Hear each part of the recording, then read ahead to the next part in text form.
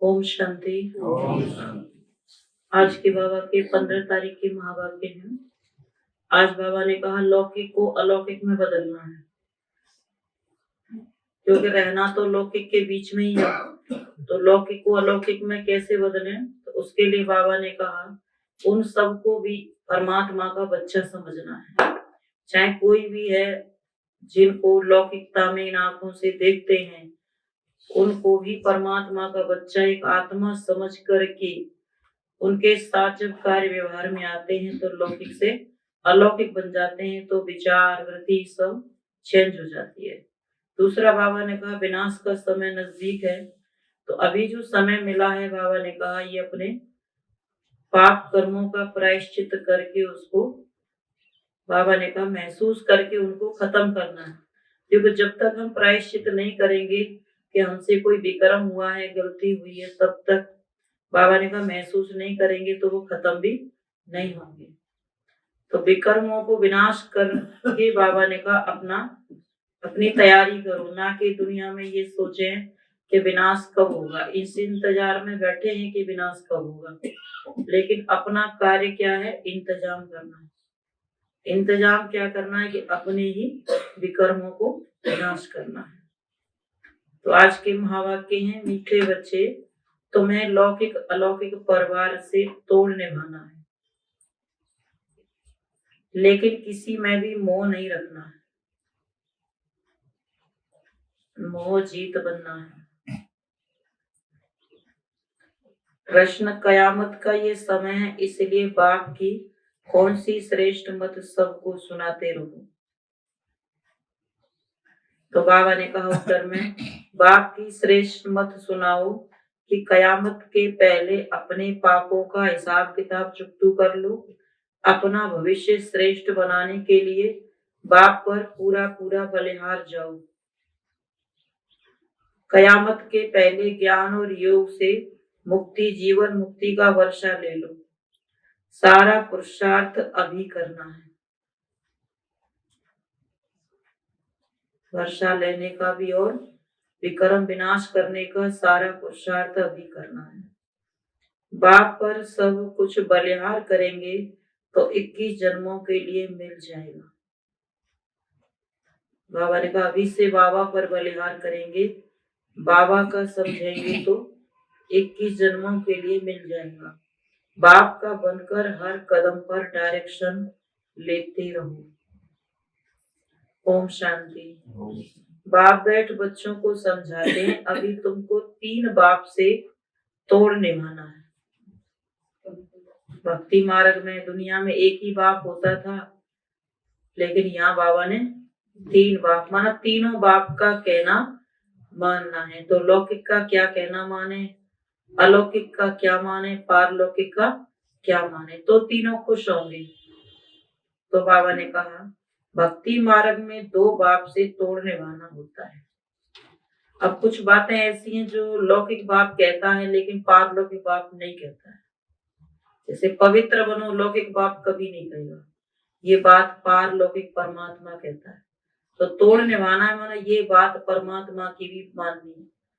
तो लौकिक बाप तो कहेगा पतित बनो, लेकिन पारलौकिक बाप जो 5000 वर्ष में एक बार आता है और वो कहता है पवित्र बनो, तो ये बात उसकी माननी है, लौकिक की नहीं माननी।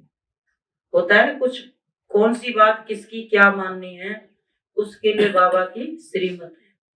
अगर श्रीमत को समझते हैं तो पूछने की भी जरूरत नहीं है कि क्या माने क्या न माने। मुरली में बाबा सब समझाते हैं। भक्ति मार्ग में 2 बाप से तोड़ निभाना होता है। जब सतयुग में हो तो 1 बाप से तोड़ निभाना होता है। ठीक है ना, हिसाब बुद्धि में बैठता है। जिसका बनना होता है उनसे तोड़ भी निभाना होता है। इसलिए बाप कहते हैं लौकिक कुटुंब परिवार से तोड़ निभाना। अब जो भी बाप है उसका कहना मानते हैं तो उसको अच्छे लगते हैं, उसका प्यार भी मिलता है, उसके स्नेह भी मिलता है। तो ऐसे शिव बाबा का हम कहना मानेंगे तो उसका भी स्नेह प्यार मिलेगा। तो बाबा ने कहा जिसका बनना होता है उनसे तोड़ भी निभाना होता है। इसलिए बाप कहते हैं लौकिक कुटुंब परिवार से भी तोड़ निभाना है अंत तक। कोई लौकिक संबंधी को चिट्ठी लिखते हो, वाया पोस्ट ऑफिस जाती है। यहाँ भी बेहद के बाप को चिट्ठी लिखते हो, शिव बाबा की और अब ब्रह्मा। मन ब्रह्मा बाबा को कोई भी बात बताते हो, सामने बैठ के जब योग ऊपर नहीं लगता है या लगता भी है तो भी सामने तो ब्रह्मा बाबा है ना। तो कोई भी बात अगर बाबा को बताते हैं तो उसके द्वारा, ब्रह्मा के द्वारा शिव बाबा हमारी सारी बात सुन लेता है। हमारी बात गई तो वो धीरे धीरे क्या करेगा, उसका समाधान भी करेगा, सुनेगा। तो बाबा ने कहा, इन बातों को सिवाय तुम्हारे कोई नहीं समझते। यहाँ कोई नया आदमी आकर बैठे और बाबा कहे तुमको 3 बाप हैं तो समझ न सके। एक है लौकिक बाप, दूसरा है संगम युगी अलौकिक बाप और तीसरा है पारलौकिक बाप। तो सबका है ही। भक्ति मार्ग में भी तो अभी है, भक्ति मार्ग में भी है तो अभी है, यह कोई जानते नहीं है, सिर्फ उनका गायन पूजन करते हैं। तुम बच्चे तीनों ही बाप की जीवन कहानी जानते हो, कितनी बातें समझानी पड़ती हैं। सतयुग में सब सदगति में है, सुखी ही सुखी हैं, सभी सुख धाम शांति धाम में हैं। रावण राज्य में सभी दुखी हैं, देवताएं वाम मार्ग में जाते हैं तो गिरने लग पड़ते हैं। दिखलाते हैं सोने की द्वारका, पानी के नीचे चली गई। ये चक्कर फिरता रहता है, नई ऊपर में आएगी तो पुरानी फिर नीचे चली जाएगी। फिर सतयुग नीचे आए जाएगा तो कलयुग ऊपर आ जाएगा। फिर सतयुग ऊपर कब आएगा? 5000 वर्ष के बाद। बच्चों की बुद्धि में ये सारा नॉलेज आ गया है। नॉलेज तो सहज है, सिर्फ योग की मेहनत करनी पड़ती है। कोई जास्ती याद करते हैं, कोई थोड़ा याद करते हैं। तो माता पिता बच्चों को समझाते हैं, लौकिक संबंधियों से भी तोड़ निभाना है। आज नहीं तो कल उन्हों की भी बुद्धि में बैठेगा। देखेंगे ये तो ठीक है, एक बात को याद करना है। कोई भी साधु संत गुरु आदि को याद नहीं करना है। याद चैतन्य को भी करते हैं तो जड़ को भी करते हैं। सतयुग में कोई में भी मोह नहीं रहता, वहां मोह जीत रहते हैं। शरीर छोड़ देते हैं तो अभी ऐसे नहीं कि कोई किसी के पीछे शमशान घाट तक जाएगा। डेड बॉडी ले जाते हैं उठा करके, बाकी ऐसे कोई यहाँ की तरह रोते धोते नहीं है। तो बाबा ने कहा, कोई जास्ती याद करते हैं, कोई कम। मेहनत तो करनी है।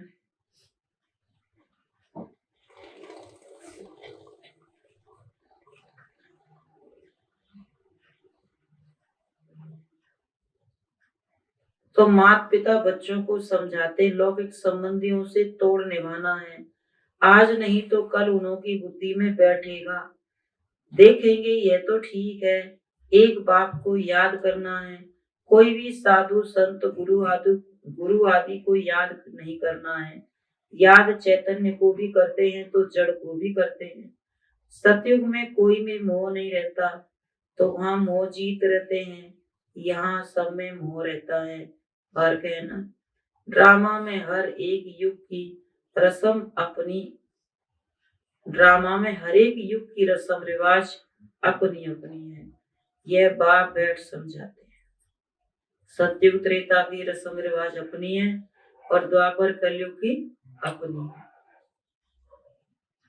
तो बाबा ने कहा, क्योंकि बाप ही नॉलेजफुल है, यह भी बाप, वह भी बाप, वह भी क्रिएटर, यह भी क्रिएटर।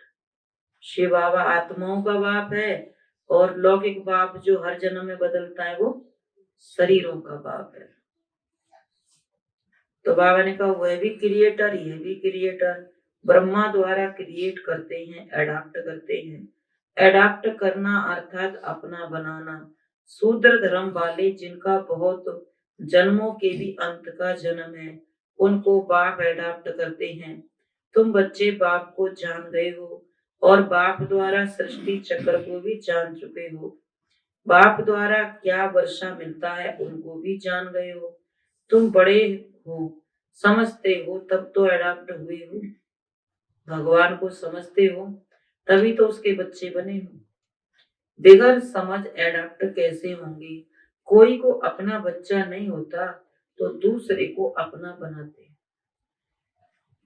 साहूकार का ही बच्चा बनेंगे, कोई गरीब का तो बनेगा नहीं। कि कोई साहूकार माँ बाप का बच्चा और गरीब के गोद में चला जाए। तो बाबा ने कहा गरीब का थोड़ी बच्चा बनेंगे। बाप कहते मुझे बच्चे चाहिए, जरूर एडाप्टेड बच्चे। यह भी तुम समझते हो। एडाप्ट उनको करेंगे, किनको करेंगे? एडाप्ट उनको करेंगे, किनको करेंगे बाबा एडाप्ट? जो बाबा ने कहा कलप पहले किया होगा। जो कलप पहले पार्ट बजा, जो कलप पहले पार्ट चला, वही एक्ट रिपीट होती जाएगी। जब मेरे बनेंगे तब तो उनको पढ़ाऊंगा। एडाप्ट होंगे, मेरे बनेंगे, बाबा ने कहा तब तो उनको पढ़ाऊंगा। बाप को और घर को याद करो। सुख धाम और शांति धाम को याद करना है, बहुत सहज है। परंतु बुद्धि बड़ी विशाल चाहिए। छोटे बच्चे समझ नहीं सकेंगे, वह सिर्फ बाबा बाबा कहेंगे और कोई के पास जाएंगे नहीं। यहाँ तो सब गुप्त बातें होता है ना। छोटा रोता भी होगा तो भी वो क्या कहेगा? बाबा बाबा कहेगा, किसी के पास जाएगा नहीं। तो बाबा ने कहा यहाँ सब गुप्त बात है। अगर सुख हो या जीवन में दुख हो, लेकिन याद किसको करना है? बाबा बाबा करना है। एक है सूक्ष्म में और एक है ऊपर से। सूक्ष्म में याद करते हैं तो शक्ति ज्यादा मिलती है, ऊपर से याद करते हैं तो बस ये है कि ऊपर का सुख मिलता है।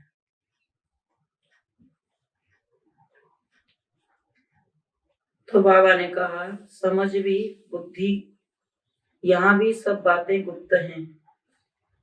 समझ भी है, बुद्धि को ताकत मिलती है। बाबा कहने से, समझ कर कहने से बुद्धि को ताकत मिलती है। ताकत मिलने से, बाबा ने कहा ताकत मिलने से सोने के बन जाते हैं। जो लोहे तुल्य आत्मा है वो सोने तुल्य बन जाती है। कोई कमजोर होते हैं तो उनको सोने का सॉल्यूशन पिलाते हैं, सोने का पानी भी बनाते हैं। यहाँ तो तुमको रूहानी नॉलेज मिल रही है। ये ज्ञान अमृत है, बाबा ने कहा। इसके लिए कहावत है कि ज्ञान का अमृत किसमें ठहरता है? बाबा ने कहा शुद्ध बर्तन हो, सोने के तुल्य शुद्ध बर्तन, पवित्र बुद्धि। तो ये नॉलेज ही इनकम है। नॉलेज तो सबको एक ही मिलती है। इसलिए बाबा ने कहा ज्ञान, पढ़ाई ये कमाई है और यही हमारी 21 जन्म की बादशाही इसी के आधार पे मिलती है। फिर जो पुरुषार्थ करे, इसमें मूझने व घबराने की बातें नहीं है, सिर्फ बाबा का बनना है। अब एक तरफ बाबा ने कहा दुनिया में 4 युग की आत्माएं मौजूद हैं और चारों युग की आत्माएं सब पुराने स्वभाव संस्कार की चपेट में है और उन चारों युग की आत्माओं के साथ इस समय रहना है, जो पुराने स्वभाव संस्कारों के वशीभूत है, और उनके बीच में रह के पुरुषार्थ करना है। तो बाबा ने कहा जो इन बातों से बच जाए वो अपनी कमाई कर सकता है। यही युद्ध है, बाकी कोई और युद्ध की बात नहीं है। मूझने की, घबराने की बात नहीं है, सिर्फ बाबा का बनना है। कई सोचते हैं ना कि दुनिया को छोड़ के तो यहाँ आते हैं, यहाँ भी कोई न कोई कुछ न कुछ। तो बाबा ने कहा असली धोबी घाट तो यही है। यहाँ तो कल पहले वाली आत्माएं ही आएंगी और बाबा ने कहा उनके सबके क्या होगा? आत्मा के वस्त्र धुलेंगे, सबके पाप नष्ट होंगे, तो कुछ तो होगा। इसलिए बाबा ने कहा घबराने की, डरने की बात नहीं, सिर्फ बाबा का बनना है। बाप के वर्षे को याद करना है। सारा दिन तो निरंतर याद नहीं कर सकेंगे, धंधा आदि भी करना है। कोई को तो बाबा ने कहा कोई को तो धंधा आदि भी नहीं है, फिर भी याद नहीं कर सकते। फिर बाबा कहते दिल से याद करना है। मजबूरी से याद करेंगे तो भी बाबा कहते हैं आप 2-2 घंटा बैठोगे तो भी विक्रम विनाश नहीं होंगे। अगर दिल से याद करेंगे, प्यार से याद करेंगे तो बाबा ने कहा विक्रम बनेंगे भी नहीं और खत्म भी होते जाएंगे। कोई को तो धंधा आदि भी नहीं है, फिर भी याद नहीं कर सकते। जब तक कर्मातीत अवस्था नहीं हुई है, पुरुषार्थ करते रहना है, वह वायुमंडल दिखाई पड़ेगा। समझेंगे अभी तक, बाबा ने कहा समझेंगे अभी समय नजदीक है।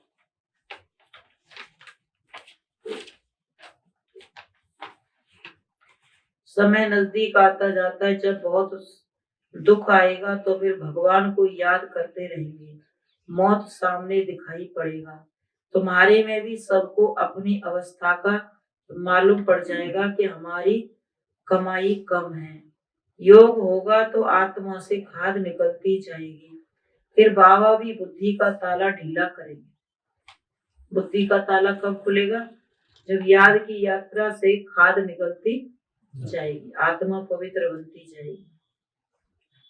तो बाबा भी बुद्धि का ताला ढीला करेंगे। मनुष्य बीमारी में ईश्वर को याद करते हैं, डर रहता है। किस बात का डर रहता है? बीमारी में ईश्वर को क्यों याद करते हैं?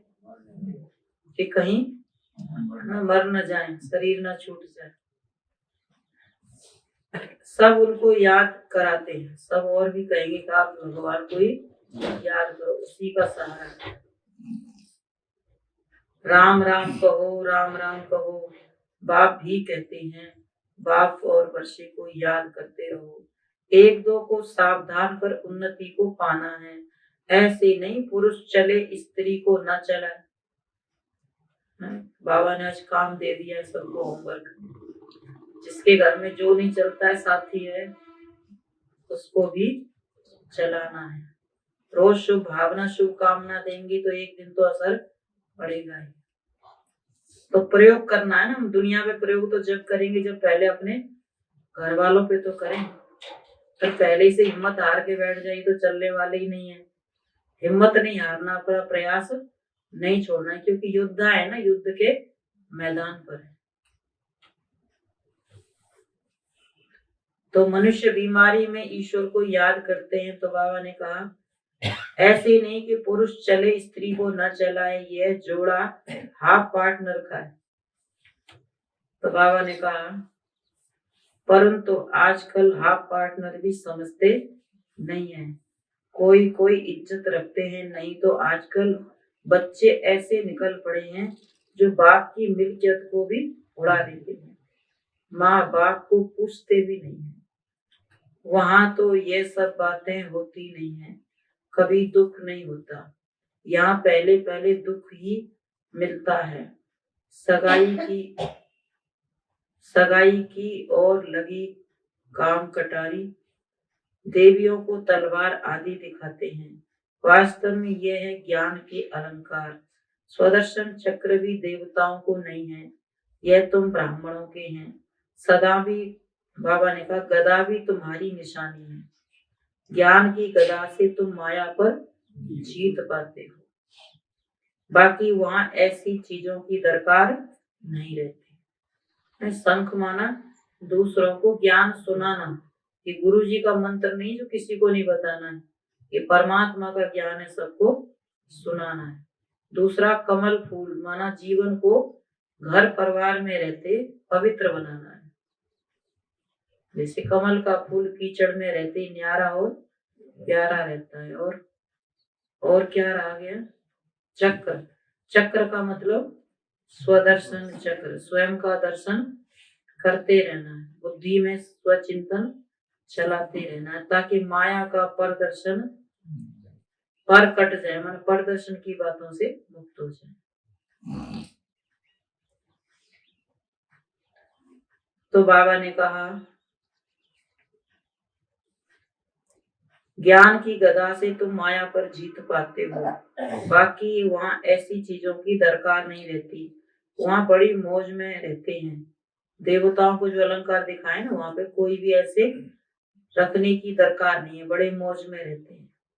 तपस्या करने की भी दरकार नहीं है, वह तो तपस्या का फल है। क्या है? सत्ययुगी राजाई जो देवताओं को दिखाई है, वह तो तपस्या का फल है। सूक्ष्म बतन में है फरिश्ते, वह है फरिश्तों की दुनिया। यहाँ फरिश्ते नहीं रहते, देवताओं को देवता कहेंगे, वह है फरिश्ते, और यहाँ है मनुष्य। सभी का अलग अलग सेक्शन है। फरिश्ते होते हैं सूक्ष्म बतन में, और देवताएं होते हैं सतयुग में, और आत्माएं होती हैं परम धाम में। वहां भी सबका अलग अलग बैठने की जगह है। तो बाबा ने कहा सतयुग में देवताएं रहते हैं, बाकी वह है टॉकी दुनिया।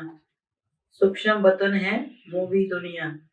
दुनिया भी तीन है, मूल वतन, सूक्ष्म वतन और स्थूल वतन। तीन लोग कहते हैं ना, तुम्हारी बुद्धि में यह प्रैक्टिकल में है। मनुष्य तो सुनी सुनाई बातों पर चलते हैं। तुम अच्छी रीति जानते हो कि ये दुनिया का चक्र कैसे फिरता है।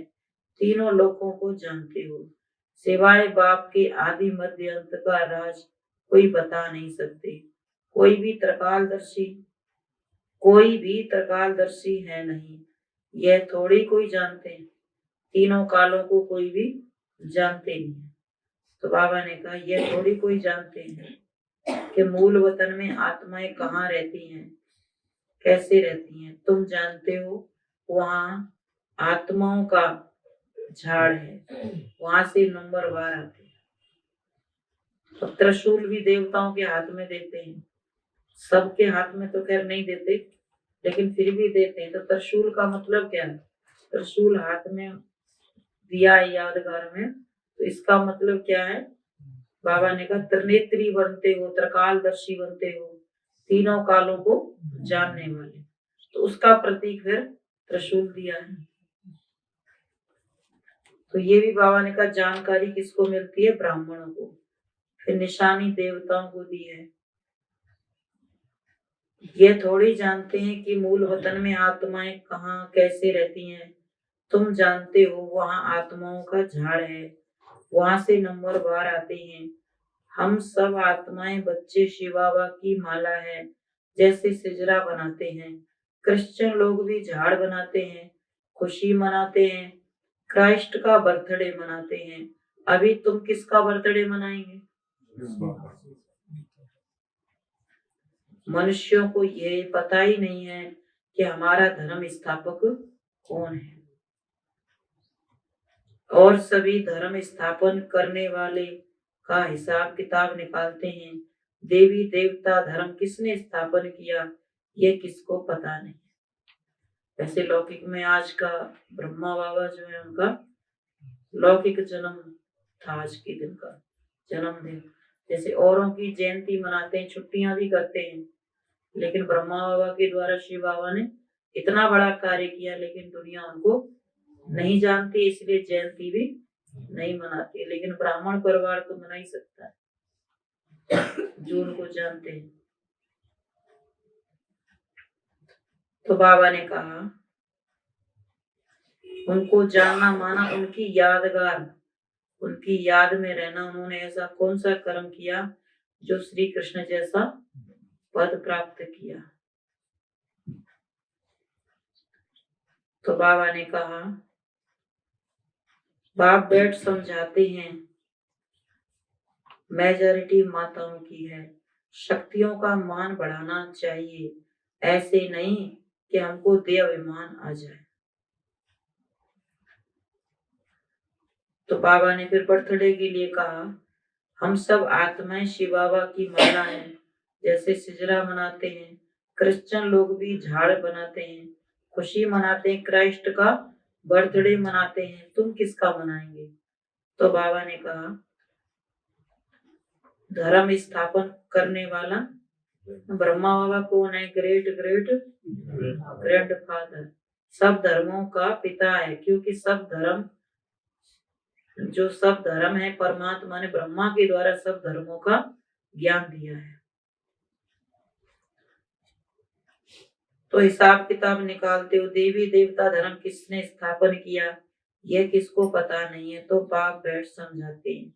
मेजॉरिटी माताओं की है। शक्तियों का मान बढ़ाना चाहिए, ऐसे नहीं कि हमको देह अभिमान आ जाए, हम होशियार हैं, नहीं, फिर भी मान रखना है माता का। नाम ही है ब्रह्मा कुमारी विश्वविद्यालय। ज्ञान का कलश माताओं के सिर पर रखते हैं, वह तीखी हैं। सरस्वती के हाथ में सितार दी है। श्री कृष्ण और सरस्वती के कनेक्शन का भी पता नहीं है। सरस्वती ब्रह्मा की बेटी है, यह भी किसको मुश्किल पता होगा। हर एक बात अच्छी रीति समझाई जाती है। बाप ने समझाया है, इस ज्ञान युग के सिवाय कोई भी जीवन मुक्ति पा नहीं सकते, और सब तो यह पढ़ेंगे भी नहीं। हर एक को अपना हिसाब किताब चुकतू करना है, पाप का दंड तो मिलता ही है। दुनिया वाले यह नहीं समझते कि अब कयामत का समय है, तुम्हारा सब पापों का हिसाब किताब चुकतू होता है।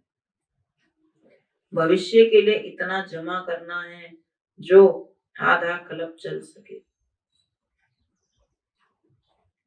सारा पुरुषार्थ अभी करना है। बाप कहते हैं सब कुछ बलिहार कर दो तो उनका फल 21 जन्म के लिए मिल जाएगा। जैसे कहते हैं ना, दधीची ऋषि ने अपने हड्डियां भी स्वार, तो बाबा कहते ये सब कुछ बलिहार कर दो, 21 जन्मों के लिए उसका फल मिल जाएगा।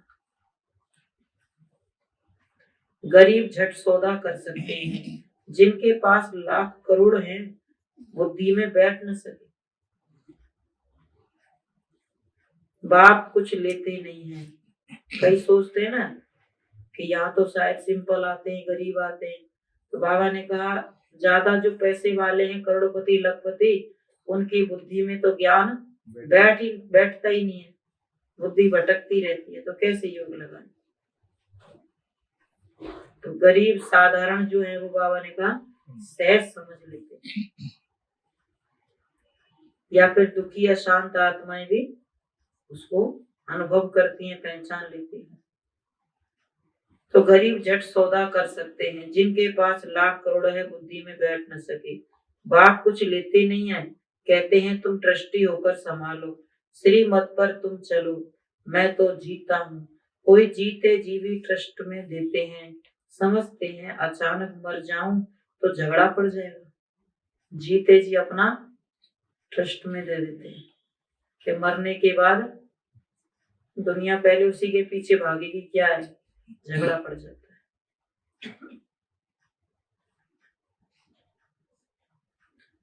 तो बाबा ने कहा बाबा भी जीते जी बैठा है, कहते हैं बाप का वन डायरेक्शन लो, यह करूं ये वह न करूं, बाबा राय देंगे ये भल करो, यह भल यह करो।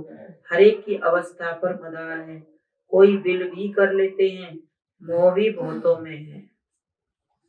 कई तो दे देते हैं, दे के भी वापस ले लेते हैं। कई फिर सेवा में लगते हैं, सेवा छोड़ के फिर उन देहधारियों के बीच में फिर वापस चले जाते हैं। मोह नहीं छूटता है, मोह खींच लेता है। अगर वो बाबा ने कहा अगर आप सच्चे बलिहार है ना, तो वो आपके पीछे पीछे आए ना। अगर आप में कम ताकत है तो आप उनके पीछे चले जाएंगे, वो आपको खींच लेंगे। आप में ताकत जब मानी जाएगी जब आप उनको बाबा की तरफ खींचो। आप बलिहार जितने बाबा पर होंगे उतना ही वो भी आपके पीछे पीछे बाबा पर बलिहार जाएंगे।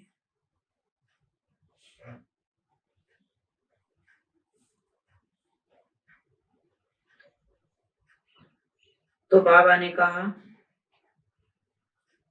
कोई दिल भी कर देते हैं, मोह भी बहुतों में है, बाबा राय देंगे भल करो। जो बाबा ने कहा मोह भी बहुतों में, जो अपने पांव पर होगा उनको भी दे देंगे। माना अगर बच्चे कमाते हैं, नौकरी धंधा उनकी इनकम है, तो उनको अपनी कमाई देने से क्या फायदा है। अपनी भविष्य की जन्म की कमाई जमा करो, अपना खर्चा रखो। लेकिन उनसे मोह है, जो कमाते हैं उनके पास सब कुछ है, फिर भी उनको ही दे देते हैं। हर एक की अवस्था पर मदार है। तो बाबा ने कहा जो अपने पांव पर होगा उनको भी दे देंगे।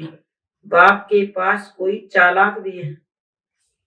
अब चालाक बाबा किसको कहते हैं कि अपना बचा बचा के, बाबा ने कहा बाबा की प्रति कहते हैं ना, बूंद बूंद से तालाब भर जाता है। तो अपना बचा करके, अपने खाते की बचत करके बाबा के कार्य को पूरा करते हैं। पुराने जो बाबा के बच्चे थे उन्होंने क्या नहीं किया, कैसे किया था, कोई उनकी ज्यादा इनकम थोड़ी थी, लेकिन अपने खर्चे को बचा बचा करके बाबा के कार्य को किया।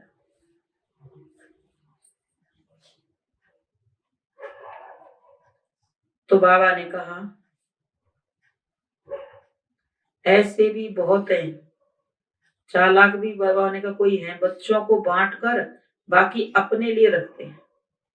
जैसे बाबा कहते हैं ना 5 हिस्से करो, तो उसमें अपना भी रखो, बैंक बैलेंस भी रखो, बीमारी के लिए भी रखो, अपने खर्चे का भी रखो और एक हिस्सा बाबा का भी रखो।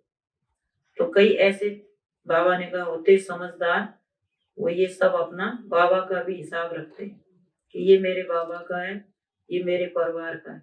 तो बाबा फिर ऐसे बच्चों की जिम्मेवारी लेते हैं। जो बाबा की जिम्मेवारी लेते हैं वो बाबा फिर उनकी जिम्मेवारी लेते हैं। उनकी जो परिस्थिति है, उनकी जो बीमारी है, वो सूली से कांटा हो जाती है। ऐसे नहीं सबकी हो जाती है, फिर योग भी लगाते हैं, सच्ची दिल से करते हैं।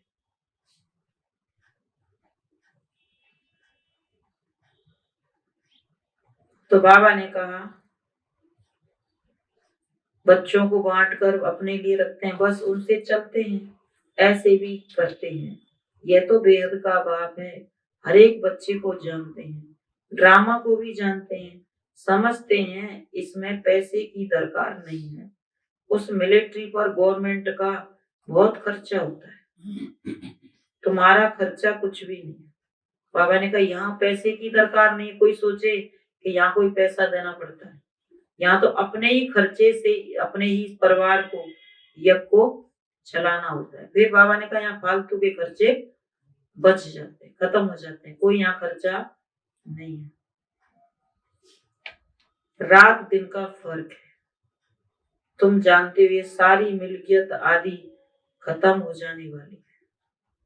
हमको धरनी ही नई चाहिए, सतो प्रधान, अभी तो तमो प्रधान है। लक्ष्मी का आह्वान करते हैं तो सारे घर की सफाई करते हैं। शुद्ध घर में देवी, बाबा ने कहा शुद्ध घर में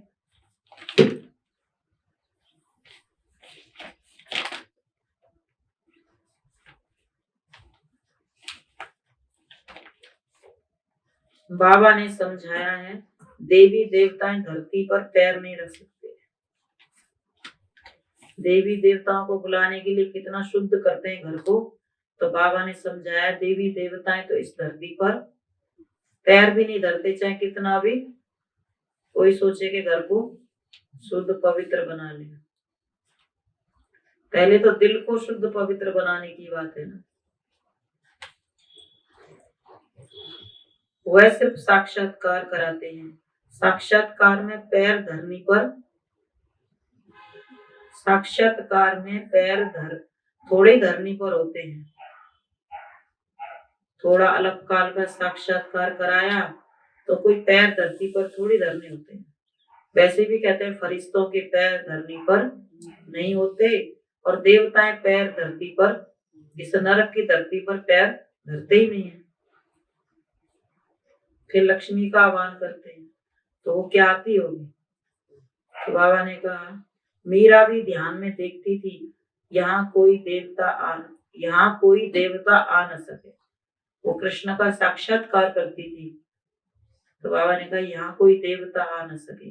देवताएं सतयुग में होते हैं, कलयुग में फिर उनके अगेंस्ट।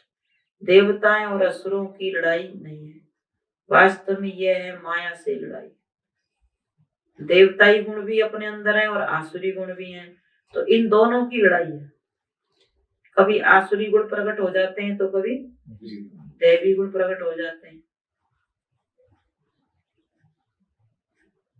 तो देवता और असुरों की लड़ाई नहीं है, वास्तव में ये माया से लड़ाई है।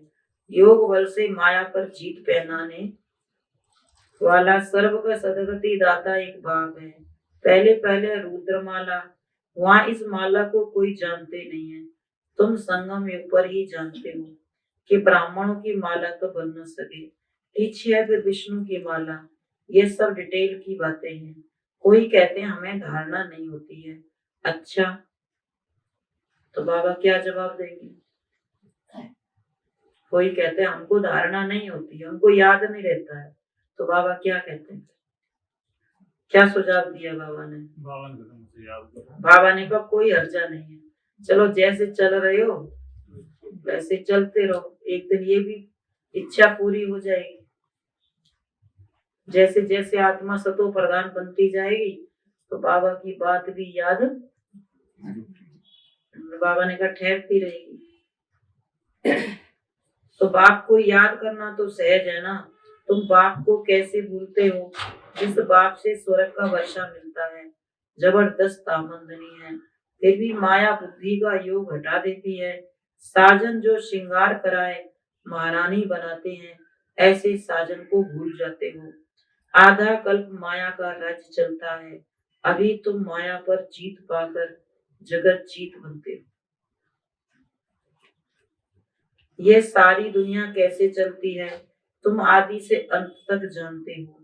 नाटक देखकर आते हैं, उसमें मालूम पड़ता है पिछाड़ी में ये सीन होगी, इसमें वैसे नहीं है।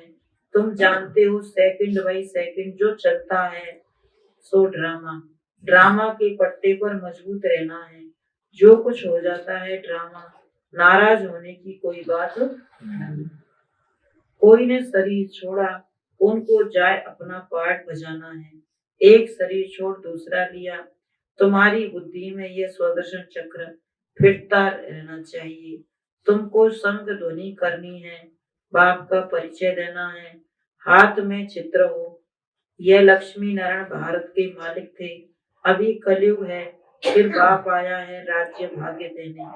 हम ब्रह्मा कुमार कुमारी पढ़ रहे हैं, दादे से वर्षा ले रहे हैं, तुमको भी लेना हो तो लो, ये बाप आया है राज्य भाग्य देने।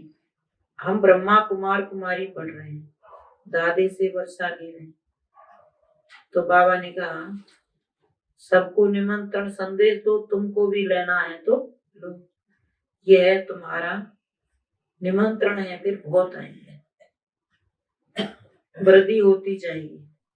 जैसे शिव संदेश देते हैं ना, तो बाबा ने कहा उनको शिव संदेश के साथ थोड़ा सा परिचय भी दे दो कि ये परमात्मा का निमंत्रण है, हम आपको देते हैं, आपको और सुनना है समझना है तो आप आओ। फिर सेंटर का भी एड्रेस दे सकते हैं। तो बाबा ने कहा फिर उनका जब समय होगा, जब उनका मन होगा तो वो आ जाएंगे, हमारा काम पूरा हुआ। फिर बहुत आएंगे, वृद्धि होती जाएगी। शिव जयंती पर भी अच्छा ही आवाज होगा। पर्ची बांटते हैं ना शिव जयंती पर, तो जब प्रोग्राम होता है तो कितने लोग आते हैं, तो महत्व रखते हैं। अच्छा मीठे मीठे सिगिला दे बच्चों प्रति माता पिता बाप दादा का याद प्यार। गुड मॉर्निंग रूहानी बाप की रूहानी बच्चों को नमस्ते। हम रूहानी बच्चों की रूहानी माता पिता बाप दादा को गुड मॉर्निंग और नमस्ते नमस्ते बाबा नमस्ते। धारणा के लिए मुख्य सार है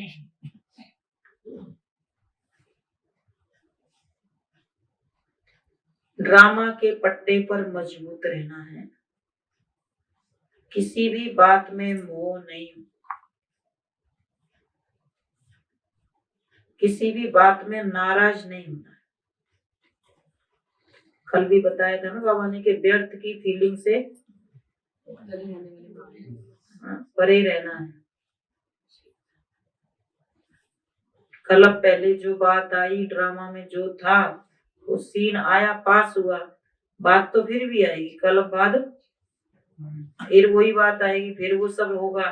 तो बाबा ने कहा वो डेट गया, समय गया, घंटा मिनट गया, अगर हम उसको पकड़ के बैठे हैं तो बाबा ने कहा क्या होगा, फिर और समय वेस्ट होता जाएगा।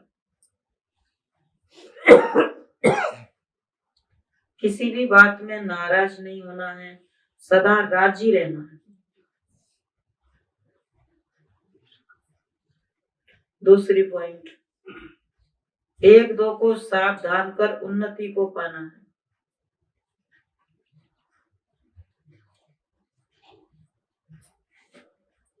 धंधा आदि करते भी बाप की याद में रहने का पुरुषार्थ करना है।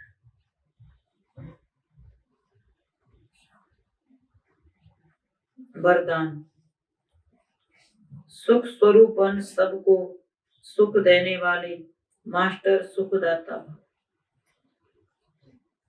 सुख स्वरूपन सबको सुख देने वाले मास्टर दाता भव।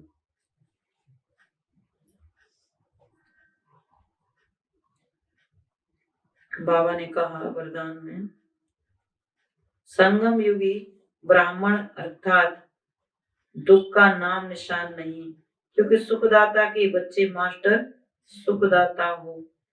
जो मास्टर सुखदाता सुख स्वरूप है, वह दुख में कैसे आ सकते हैं। बुद्धि से बाबा ने कहा दुख का किनारा कर लिया है।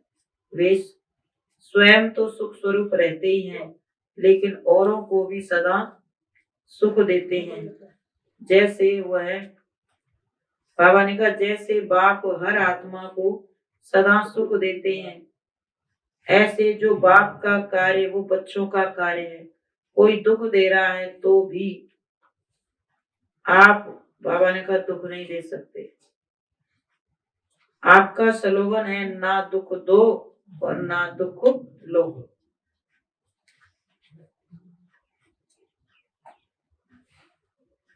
आपका स्लोगन है ना दुख दो ना दुख लो। स्लोगन में बाबा ने कहा हर्षित और गंभीर बनने के बैलेंस को धारण कर एक रस स्थिति में स्थित रहो। हर्षित और गंभीर बनने के बैलेंस को धारण कर एक रस स्थिति में स्थित रहो। ऐसे नहीं कि कभी तो बहुत खुश और कभी फिर बहुत दुखी।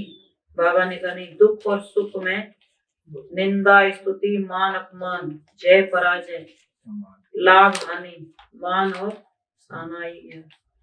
तो बाबा ने कहा सब में स्थिति को समान बनाना है। ओम शांति।